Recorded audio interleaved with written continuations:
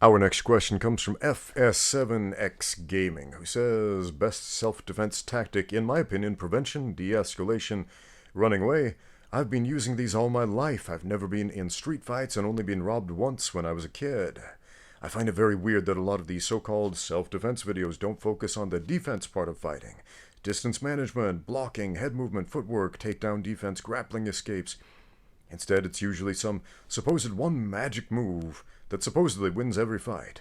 In my opinion, people who want to learn how to defend themselves should worry about learning the defense techniques mentioned above first, then worry about learning striking and submissions.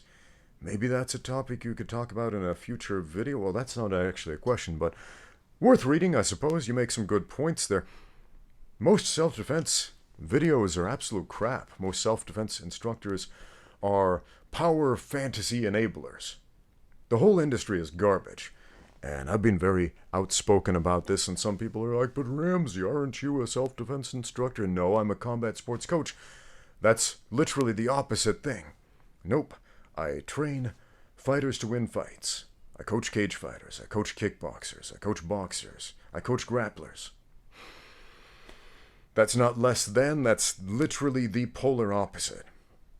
So, yeah, man, it is weird that, well, everything these weirdos do is weird. It's like, how many defenses against somebody grabbing your wrist and somebody doing the two-handed rape choke have you seen in these self-defense videos, as if that's like the number one way people attack? I will grab your wrist and then what? I'll squeeze it until you cry. I don't know what these street attackers are planning to do with your wrist.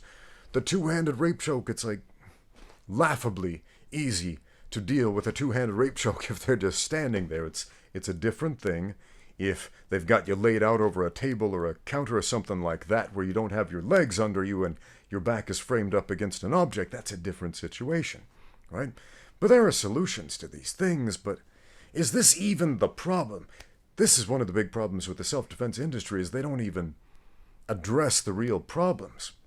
I did a video with our friend Rokas from Martial Arts Journey recently, where we talked about women's self-defense and did one of those ranking tier things that are popular on the internet with kids these days, ranking different martial arts for self-defense. And I mentioned a bunch of times in this video that martial arts do not address the real problems of self-defense. And none of the martial arts on the list, none of them, I gave none of them A grade or even like a B+ grade. I ranked them all pretty low, ranging from low to meh, kind of them in the middle. None of them got the S tier, none of them got the A tier. And my reason for that was pretty simple. They don't address the real problems. And this is exacerbated with actual self-defense classes and self-defense techniques. They don't address the real problems. Most of them, man. I know there are some instructors out there, some self-defense instructors who make honest efforts to address the real issues, but they are outnumbered like 1,000 to 1 by these two-handed rape choke apologists. I don't even know what else to call them, man. All these wrist grab, magic trick, escape artists. It's mind-boggling.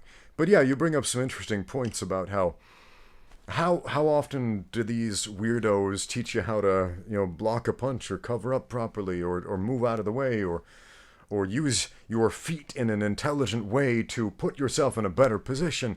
It's generally you're planted like a statue in front of the other guy and this hand goes here, moving like mannequins, basically. Both of you. A lot of people complain, well, the attacker is moving like a mannequin. It's like we're doing a defense on a mannequin. Both of you are acting like mannequins. We're just reposing the mannequins into different positions. So yeah, that's certainly a problem. How do you fix it? Well, it's very simple, and you hinted toward it in your answer. You get out there and train. You learn how to fight. If your solution to solving physical violence is with hand-to-hand combat, you have to excel at hand-to-hand combat. If your solution to physical violence is run away, you better get good at running. If your solution to hand-to-hand combat is negotiation, you better get good at your communication skills, man. Whatever skill set that you intend to use in real life, you have to get good at. I don't know why this needs to be said, but apparently it does.